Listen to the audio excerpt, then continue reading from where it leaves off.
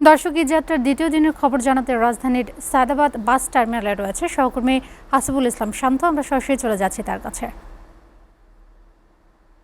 শান্ত, ঈদ যাত্রার দ্বিতীয় দিনে সায়দাবাদ বাস টার্মিনাল থেকে কি তথ্য আছে আপনার কাছে, জানাবেন।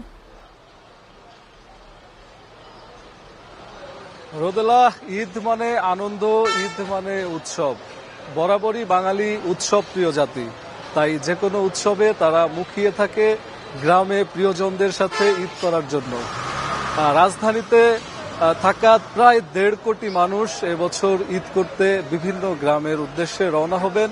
আমরা সকাল থেকেই আপনার মাধ্যমে এসএটিভির দর্শকদের জানাচ্ছিলাম যে কোনো নির্বিঘ্নে সবাই গ্রামের বাড়িতে যাচ্ছেন, কোনো সমস্যা এখন পর্যন্ত দেখা যায়নি। আমরা বাস টার্মিনালগুলোতেও কথা বলেছি। এই মুহূর্তে আমি আছি সায়দাবাদ বাস টার্মিনালে। এখানে দুপুর 2টা নাগাদ সড়ক পরিবহন ও সেতু মন্ত্রীর আসার কথা রয়েছেন এবং এসে তিনি বাস টার্মিনালগুলো পরিদর্শন করবেন, বাস পরিদর্শন করবেন, যাত্রীদের সঙ্গে কথা বলবেন এবং সবশেষে তিনি সাংবাদিকদের সঙ্গে কথা বলবেন। তো কিছু অসন্তোষ আসলে থেকেই যায়। তো এখানে আমরা বাস মালিকদের সঙ্গে কথা বলছিলাম, তারা বলছিল যে ভাড়ার ব্যাপারটা বিআরটিএ তাদেরকে যে ভাড়া ঠিক করে দিয়েছেন তার থেকে কিছুটা পথ বেশি যাত্রীদের নামিয়ে দিয়ে আসতে হয়। তো সে ব্যাপারে তাদের কিছুটা ফুয়েল নষ্ট, তেল খরচ হয়, নানান ধরনের সমস্যায়ও তারা পড়েন। তো বিআরটিএর কাছে তাদের কিছু আবেদন রয়েছে এবং আমি সেগুলো আপনাদের মাধ্যমে শোনাতে চাচ্ছি। আসলে আপনারা কোন সমস্যায় পড়ছেন যে বা যাত্রীদের সাথে ভাড়ার ব্যাপারে? আমাদের মেইন সমস্যা হচ্ছে গাড়িটা ঢাকা থেকে, গাড়িটা দূরত্ব অনেক দূরে, রায়ন্দা স্টপেজ প্রথম হচ্ছে ঢাকা, দ্বিতীয় স্টপেজ একটা লাস্ট স্টপেজ হচ্ছে রায়ন্দা। কিন্তু বিআরটির বাগেরহাট পর্যন্ত ভাড়া নির্ধারণ করা হয়েছে, কিন্তু বাগেরহাট থেকে লোকাল গাড়িতে ভাড়া রায়ন্দা পর্যন্ত 180 টাকা। এখন এই 180 টাকার জায়গায় আমরা কোনো ভাড়াই নেই, বিআরটি আমাদের নির্ধারণ করে নাই।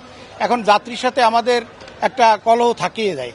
আর দ্বিতীয় কথা হচ্ছে আমরা ঢাকা থেকে রায়ন্দা পর্যন্ত সব যাত্রী যায়, যাত্রী জানে যে আমরা রায়ন্দায় যাব, রায়ন্দার ভাড়ায় দেয়। কিন্তু সরকারের যে ভোক্তা অধিকার আছে, বিআরটির ভ্রাম্যমাণ আদালত আছে, তাদের সাথে আমাদের একটা ভুল বোঝাবুঝি হয়।